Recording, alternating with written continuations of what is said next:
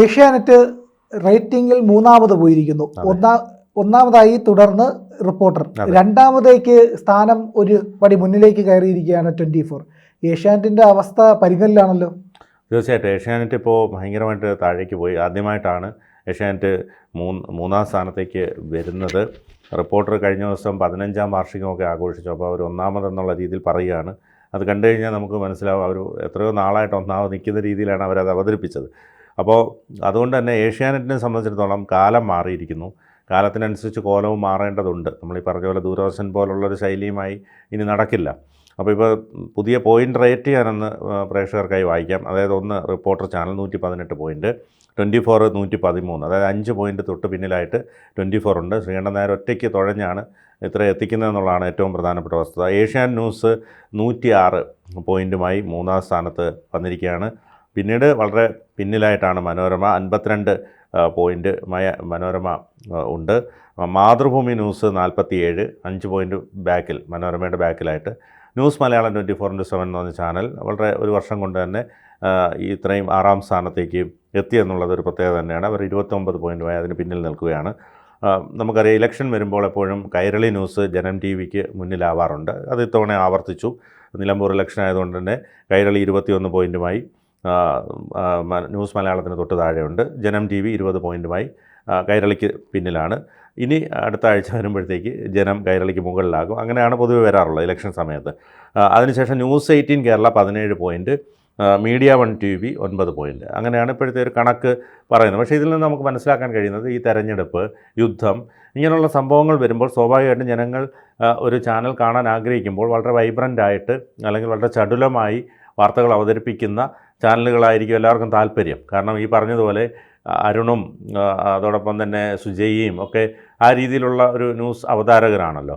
അപ്പോൾ ശ്രീകണ്ഠൻ നായരും ഒരു പരിധിവരെ ശ്രീകണ്ഠൻ നായരും ഹാഷ്മിയും വിജയകുമാറും ഒക്കെ അത്തരത്തിൽ വരുന്നുണ്ട്. അതുകൊണ്ട് അവരുടെ ആ ഒരു പെർഫോമൻസിൻ്റെ അടിസ്ഥാനത്തിലാണ് ഇപ്പോൾ ഒരു തൊട്ട് പിന്നിൽ, അതായത് റിപ്പോർട്ടിന് തൊട്ട് പിന്നിൽ ഏഷ്യാനെറ്റിന് മുന്നിലായി 24 വന്നു എന്നുള്ളതാണ് പ്രത്യേകത. പക്ഷേ 24ൻ്റെ ഒരു പോരായ്മയെ കാണുന്നത് ഒരു നല്ലൊരു വനിതാ ആങ്കർ, ഈ പറഞ്ഞതുപോലെ ഉണ്ട്, വനിതാ ആങ്കർമാർ നല്ല ആങ്കർമാരുണ്ട്. പക്ഷേ ഈ പറഞ്ഞ പോലെ സുജയെയും സ്മൃതിയെയും പോലെ കിടപിടിക്കുന്ന ഒരു ആങ്കർ ഇല്ല എന്നുള്ളതാണ് അവരുടെ ഒരു പോരായ്മയായിട്ട് ചൂണ്ടിക്കാണിക്കുന്നത്. നമ്മളിപ്പോൾ ഇലക്ഷൻ ദിനത്തിലാണെങ്കിലും ശ്രീകണ്ഠൻ നായരും ഹാഷ്മിയും വിജയകുമാറുമാണ് അത് കൈകാര്യം ചെയ്യുന്നത്. ആ സ്ഥാനത്ത് ഒരു വനിത, ഇതുപോലൊരു വനിതയും കൂടെ ഉണ്ടെങ്കിൽ അവർക്ക് കുറച്ചുകൂടെ പിടിക്കാൻ കഴിയും. റിപ്പോർട്ടറിൽ നോക്കിക്കഴിഞ്ഞാൽ ഈ പറഞ്ഞതുപോലെ റിപ്പോർട്ടറിൽ സ്മൃതിയുണ്ട്, സുജയുണ്ട്. പക്ഷേ അതിൽ ഈ മുതലാളി കയറിയിരുന്ന് അവതരിപ്പിക്കുന്നതിനോട് എനിക്ക് യോജിപ്പില്ല. കാരണം അത് അവർക്ക് ഒരു കൺജസ്റ്റഡ് ആക്കി മാറ്റും. കാരണം നമുക്കിപ്പോൾ മുതലാളി, ഇപ്പോൾ നമ്മുടെ ഈ ചാനലിലാണെങ്കിൽ നമ്മുടെ മുതലാളി കൂടിയിരുന്ന് കഴിഞ്ഞാൽ നമുക്കൊരു സ്വാഭാവികത നഷ്ടപ്പെടും. പക്ഷേ അത് അവർക്ക് പറയാനും കഴിയില്ല, കാരണം അവർക്ക് ശമ്പളം കൊടുക്കുന്ന ആളാണല്ലോ. അപ്പോൾ ആൻഡോ അത്തരത്തിൽ അതിൽ കയറി അവതരിപ്പിക്കുന്ന അതിൽ ഒരു ബുദ്ധിമുട്ട് അവർക്ക് അനുഭവപ്പെടുന്നുണ്ട്. പക്ഷേ അവർക്കത് പറയാനും കഴിയില്ല. കാരണം അദ്ദേഹം ഇപ്പോൾ ഈ അടുത്ത സമയത്ത് ജേർണലിസം രംഗത്തേക്ക് വന്നതാണ്. അതുകൊണ്ട് അതിൻ്റേതായ അദ്ദേഹത്തിൻ്റെ ഡെപ്തിലുള്ള ഒരു അറിവോ മറ്റൊന്നും ഉണ്ടാവില്ല. അപ്പോൾ സ്വാഭാവികമായിട്ട് അത് അവർക്ക് ചോദ്യം ചെയ്യാനും പറ്റില്ല. ഇപ്പോൾ അരുണും സുജയും തമ്മിൽ തർക്കം ഉണ്ടാകുന്നു, അങ്ങോട്ടും ഇങ്ങോട്ടും വാഗ്വാദം ഉണ്ടാകുന്നു, അവർക്ക് ഒരേപോലെ പ്രവർത്തിക്കാൻ പറ്റും. പക്ഷേ ഇപ്പോൾ ആൻഡോ എന്തെങ്കിലും ഒരു തെറ്റ് പറഞ്ഞാൽ ഇവർക്ക് ചൂണ്ടിക്കാണിക്കാൻ പറ്റില്ല. അപ്പോൾ അതൊരു ഡ്രോബാക്കാണ്. അപ്പോൾ അങ്ങനെയൊക്കെയുള്ള കുറച്ച് പ്രതിസന്ധികൾ റിപ്പോർട്ടിനെ സംബന്ധിച്ചിടത്തോളം ഉണ്ട്. 24നെ സംബന്ധിച്ച് വരുവാണെങ്കിൽ ശ്രീകണ്ഠൻ നായരും അവർക്കൊപ്പം ആദ്യം മുതൽ അദ്ദേഹം ആങ്കറാണ്. അദ്ദേഹം ഇതിൻ്റെ ഒരു പ്രധാനപ്പെട്ട ഘടകമാണെങ്കിൽ പോലും അദ്ദേഹത്തിനോടൊപ്പം കോമ്പറ്റൻ്റ് ചെയ്ത് നിൽക്കാൻ കഴിയും.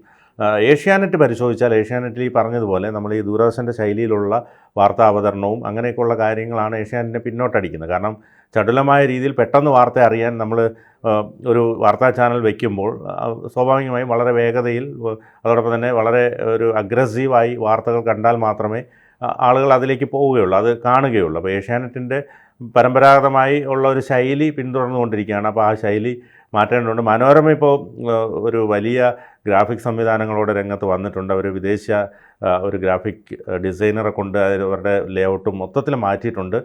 അത് ഓരോരുത്തർക്കും ഇങ്ങനെ കണ്ടുകൊണ്ടിരിക്കുകയാണ്. മനോരമ അതിൻ്റേതായ വ്യത്യാസം റേറ്റിങ്ങിൽ വരുത്തിയിട്ടുണ്ട്.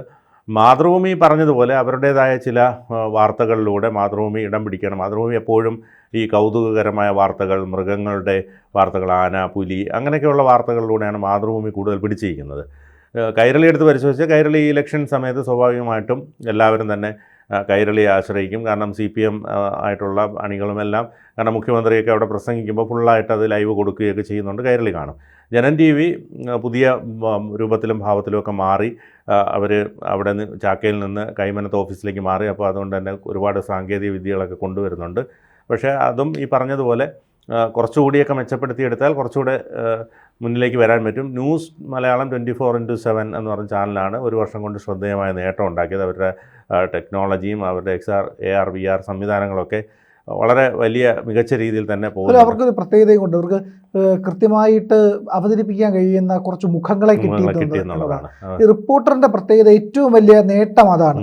കാരണം 3 പേരുണ്ട് ഏറ്റവും ഗംഭീരമായിട്ട് വാർത്ത അവതരിപ്പിക്കാനായിട്ട്. ആ 3 ഷോകളും ഇന്നും ഏറ്റവും ജനപ്രിയമായിട്ട് തന്നെ ഇരിക്കുന്നുണ്ട്. ഒന്നാമത്തെ രാവിലെ കോഫി വിത്ത് അരുൺ, അത് ഏറ്റവും ഗംഭീരമായിട്ട് വലിയ സ്വാധീനമാണ് ചെലുത്തുന്നത്. നമുക്കറിയാം, നമ്മൾ ഈ സോഷ്യൽ മീഡിയയിലെടുത്ത് ഒരു ദിവസം കടന്നു പോകുമ്പോൾ മിനിമം കോഫി വിത്ത് അരുണിന്റെ ഒരു 5 റീല് നമ്മൾ കാണും.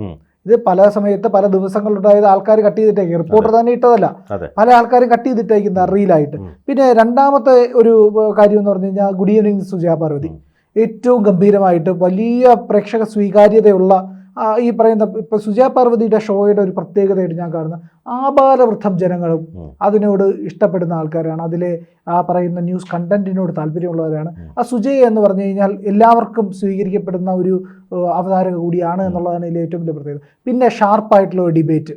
ആ ഷാർപ്പ് ഡിബേറ്റ് മുമ്പ് അവതരിപ്പിച്ചിരുന്നത് 2 ചാനലുകളാണ്. ഒന്ന് ഏഷ്യാനെറ്റും മാതൃഭൂമിയും. അതിലെ ഏറ്റവും ഷാർപ്പായിട്ടുള്ള ഈ ഒരു സ്ഥാനമാണ് ഇപ്പോൾ റിപ്പോർട്ടർ നേടിയെടുത്തിരിക്കുന്നത്. കാരണം സ്മൃതി പരുത്തിക്കാടിൻ്റെ അവതരണം കൃത്യമായിട്ടുള്ള വളരെ ഹാർഡായിട്ടുള്ള ഒരു പൊസിഷൻ അവരെടുക്കാറുള്ളത്. ആ പൊസിഷനിൽ നിന്നുകൊണ്ട് തന്നെ അവലോകനം ചെയ്ത് അവരുടെ സ്റ്റാൻഡിന് ഒരു എന്തൊക്കെ സംഭവിച്ചാലും അതിൻ്റെ ഇളക്കം തട്ടില്ല എന്നുള്ളൊരു ഫോർമാറ്റിലാണ് അവർ നിൽക്കുന്നത്. പക്ഷേ ഏഷ്യാനെറ്റിന് ബിനു പറഞ്ഞതുപോലെ ഒരു വലിയ പ്രശ്നമുണ്ട്. അവരൊരു 2ാം ദൂരദർശൻ എന്ന നിലവാരത്തിൽ തന്നെ നിൽക്കുകയാണ്. ഞങ്ങൾ ഇങ്ങനെ ആയിരുന്നു, ഞങ്ങൾ ഇങ്ങനെയുള്ളൂ, അത് മതി എന്ന് പറഞ്ഞാൽ ഈ 10 മണി അവസാന ബുള്ളറ്റിനാണെന്ന് തോന്നുന്നു അവർ ഇപ്പോഴും പിടിച്ചു നിർത്തുന്ന ഒരു പ്രധാനപ്പെട്ട ഘടകം റൗണ്ടപ്പ്. അത് ഈ പരമ്പരാഗതമായിട്ടുള്ള വ്യവസായ സ്ഥാപനങ്ങൾ പോലെ നമ്മൾ വർഷങ്ങളായിട്ടുള്ള തുണിക്കടയിൽ ചിലർ വാങ്ങാൻ അവിടെ പോവുകയുള്ളൂ. ആ രീതിയിൽ കണ്ട് പഴകിയ ആൾക്കാർ അത് കാണും. പക്ഷേ യങ്സ്റ്റേഴ്സ്, അതായത് യുവതലമുറയൊക്കെ അതിലേക്ക് മാറുകയാണ്. അതിൽ നിന്ന് അതിനനുസരിച്ച് അവർ മാറ്റം വരുത്താൻ തയ്യാറാണ്. മനോരമ ഇതേ സ്വഭാവമായിരുന്നു ഉണ്ടായിരുന്നത്. പക്ഷെ മനോരമ ഇപ്പം മാറുന്നു. വലിയ രീതിയിൽ അവർ ഈ പറയുന്ന റിപ്പോർട്ടറിനെ കടത്തി വെട്ടാനുള്ള ശ്രമത്തിന് വേണ്ടിയിട്ട് വലിയ അഭ്യാസങ്ങളെല്ലാം ചെയ്യുന്നുമുണ്ട്. അവരുടെ ഒരു രീതി അതാ. അവർക്ക് മനോരമയ്ക്ക് ഒരു ഫിക്സഡ് ആയിട്ടുള്ള ഒരു വ്യൂവേഴ്സ് ഉണ്ട്. സ്വാഭാവികമായിട്ടും അവരുടെ പത്രം വായിക്കുന്നവർ, ക്രിസ്തീയ മേഖലകളിലുള്ളവർ, പിന്നെ മനോരമയുടെ ശൈലി ഇഷ്ടപ്പെടുന്നവർ, ഈ പറയുന്ന വലിയ ബഹളമൊന്നും ഇല്ല എന്നുള്ളത്. മാതൃഭൂമി അതുപോലെയാണ്. മാതൃഭൂമി പത്രം വായിച്ച് ശീലിച്ചവർ മാതൃഭൂമി എന്ന് കേൾക്കാൻ താല്പര്യമുള്ള മാതൃഭൂമിയുടെ വാർത്താ ശൈലി ഒരു യുണീക്കാണ്. അത് ഈ ഏഷ്യാനെറ്റിനോ ഈ പറയുന്ന മനോരമയ്ക്കോ ഇല്ലാത്ത ഒരു ശൈലി മാതൃഭൂമിക്കുണ്ട്. മാതൃഭൂമിയുടെ ഈ രാത്രി 10 മണിയുടെ ഒരു ബുള്ളറ്റിൻ എന്ന് പറഞ്ഞാൽ അത് അവർക്ക് പ്രയോറിറ്റി കൊടുക്കുന്നതിനകത്ത് തന്നെ നമുക്കറിയാം. ആദ്യം ഒരു വ്യക്തി ഏതാണോ കാണാൻ ആഗ്രഹിക്കുന്നത് അതായിരിക്കും അവരുടെ ഫസ്റ്റ് ഹെഡ്ലൈൻ. പക്ഷേ അത് ഏഷ്യാനെറ്റിനോ മനോരമയ്ക്കോ അങ്ങനെ കൊണ്ടെത്തിക്കാൻ പറ്റിയിട്ടില്ല. 24-ഉം റിപ്പോർട്ടർ പരിശോധിച്ച് കഴിഞ്ഞാൽ അതിൽ വൈഡായിട്ട് ഒരുപാട് 20 ഹെഡ്ലൈൻസ് ഒക്കെ വരുന്ന അങ്ങനെ ഒരു സംവിധാനമാണ്. അപ്പോൾ അതുകൊണ്ട് തന്നെ മാതൃഭൂമിയുടേതായ ഒരു പ്രത്യേകത ഉണ്ട്. ന്യൂസ് മലയാളം ഇപ്പോൾ എടുത്തായാലും അതിൽ ഈ പറഞ്ഞ പോലെ RDX പോലുള്ള വ്യത്യസ്തമായ പരിപാടികൾ, അതോടൊപ്പം തന്നെ ഈ പറഞ്ഞതുപോലെ അവരുടെ ഒരു സാങ്കേതിക തികവ്, പിന്നെ അവരുടെ ഒരു വാർത്തയെ സമീപിക്കുന്ന രീതി, ഇതൊക്കെ തന്നെ വ്യത്യസ്തമാണ്. അപ്പോൾ അതുകൊണ്ടാണ് ഈ ഒരു ചാനൽ യുദ്ധത്തിൽ ഈ ഇങ്ങനെ പിന്നോക്കവും മുന്നോക്കവും ഒക്കെ പോകുന്നതെന്ന് നമുക്ക് മനസ്സിലാക്കാൻ കഴിയും. ഏതായാലും ഏഷ്യാനെറ്റ് അവരുടെ ശൈലി തിരുത്തിയില്ലെങ്കിൽ ഇനിയും പിന്നോട്ട് തന്നെ പോകേണ്ടി വരും ഉറപ്പായിട്ടും. അതുപോലെ ഈ പറയുന്ന മറ്റ് പാർട്ടി ചാനൽ, അതായത് ഈ പറയുന്ന കൈരളി ആകട്ടെ, ജനമാകട്ടെ, മീഡിയ വൺ ആകട്ടെ, ഇതിനൊരു ഫിക്സഡ് ആയിട്ടുള്ള ഒരു ഓഡിയൻസ് ഉണ്ട്. ഇതില്ലാതെ ഈ പറയുന്ന വലിയ ടെക്നോളജി ഇല്ല, ഒരു സംഭവങ്ങളും ഇല്ലാതെ ഇത്രയത്തിനകത്ത് പിടിച്ചിരിക്കുന്ന ഒരൊറ്റ ചാനലേ ഉള്ളൂ, അത് ന്യൂസ് 18. ഒന്നുമില്ല അവരുടെ കയ്യിൽ. ഈ പറയുന്ന വലിയ റിപ്പോർട്ടർമാരില്ല, വലിയ ആങ്കർമാരില്ല. ഇപ്പോഴാണ് ശ്രീജയ പോലുള്ളവരൊക്കെ അങ്ങോട്ട് എത്തിയത്. അതിന് മുമ്പെന്ന് പറഞ്ഞു കഴിഞ്ഞാൽ അങ്ങനെ പേരെടുത്ത് പറയാനും വേണ്ടിയിട്ടുള്ള ഒരു വലിയ താരമൊന്നും അവിടെ ഇല്ല. അതിപ്പോൾ ശ്രീജയാണുള്ള ഒരാൾ. അങ്ങനെ ഒരു പൊസിഷനിൽ നിന്നിട്ട് പോലും പിടിച്ചു നിൽക്കാൻ ശേഷിയുള്ള ഒരു സ്ഥാപനമാണ് ന്യൂസ് 18 എന്നുള്ളത് പ്രധാനപ്പെട്ട കാര്യമാണ്. ഏഷ്യാനെറ്റിന് ചെയ്യേണ്ടത് അവരുടെ ശൈലി മാറ്റുക, അവരുടെ മുന്നോട്ട് പോക്ക് തകർന്നു പോകാതിരിക്കണമെങ്കിൽ അവരുടെ നിലപാടുകൾ മാറ്റുക. എന്നിട്ട് റിപ്പോർട്ടറൊക്കെ എന്താണോ ചെയ്യുന്നത് അതിന് ഏകദേശമെങ്കിലും എത്തുന്ന രീതിയിൽ എത്തിയില്ലെങ്കിൽ അവരുടെ പല വിധത്തിലുമുള്ള നേട്ടം താഴേക്ക് പോകും. ഈ പറയുന്ന റേറ്റിങ്ങിൽ മാത്രമല്ല, ആ ഒരു ചാനലിൻ്റെ വളർച്ച എന്ന് പറയുന്നത് അതിനെ തന്നെ ഇടിക്കാനായിട്ടുള്ള എല്ലാ സാധ്യതകളും ഈ പറയുന്ന ഇങ്ങനെ പഴയ ശൈലി പിന്തുടരുന്നതിൽ സംഭവിച്ചേക്കാമെന്നുള്ളതാണ്. എന്തായാലും ചാനലുകളുടെ സ്വീകാര്യതയിൽ ഉണ്ടാകുന്ന മാറ്റം ജനങ്ങളുടെ താല്പര്യത്തിലുണ്ടാകുന്ന മാറ്റത്തിൻ്റെ ഒരു പ്രതിഫലനമായിട്ട് തന്നെ കണക്കാക്കാം. കൂടുതൽ വാർത്തകളും വിശേഷങ്ങളും നിങ്ങളിലേക്ക് എത്താൻ ABC മലയാളം സബ്സ്ക്രൈബ് ചെയ്യുക, ബെൽ ബട്ടണും അമർത്തുക.